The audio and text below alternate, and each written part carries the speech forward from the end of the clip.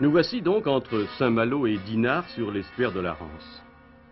Cet énorme chantier en forme de bateau, c'est celui de la future usine marémotrice qui fonctionnera dans 2 ans.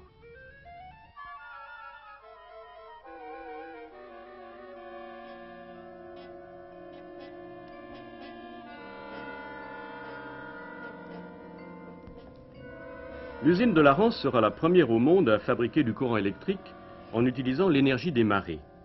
L'énergie des marées, c'est l'une de ces énergies sauvages dont parle Nicolas, c'est-à-dire ces énergies grandioses qui se manifestent naturellement sur la planète, mais qui n'ont pas encore été domptées par l'homme, comme l'énergie des tempêtes ou celle des orages, celle des volcans ou celle des tremblements de terre, dont la domestication pose de sérieux problèmes, mais résoudrait peut-être celui de l'avenir de l'énergie. Nous n'en sommes pas encore là. Déjà, avant de construire l'usine de la Rance, il a fallu 20 ans de réflexion et de calcul. Puis il a fallu barrer le fleuve, où coule parfois plus d'eau que dans le Rhône en crue, à cause de la marée qui reflue loin dans l'estuaire de la Rance.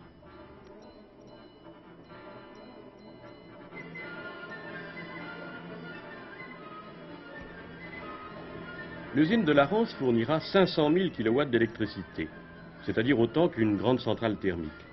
Son prix de revient est de l'ordre de 50 milliards d'anciens francs, autant qu'un très grand barrage. L'usine marémotrice exprime bien le problème de l'avenir de l'énergie. Il aura fallu des années pour calculer et construire une centrale qui fournira seulement le 50e de la puissance totale des centrales françaises.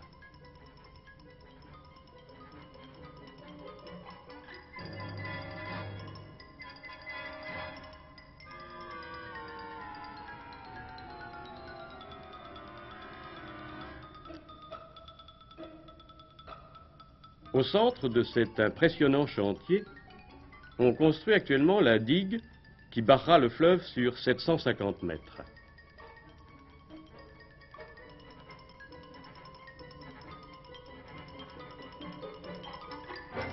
Inclus dans cette digue, dans des logements dont vous voyez ici la construction, 24 groupes de turbines spéciales, des groupes bulbes, tourneront sous l'effet du flux et du reflux de la marée.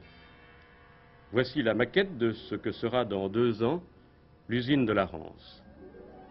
Sa réalisation est passionnante car c'est une première mondiale et une réussite spectaculaire de domestication d'une grande énergie naturelle.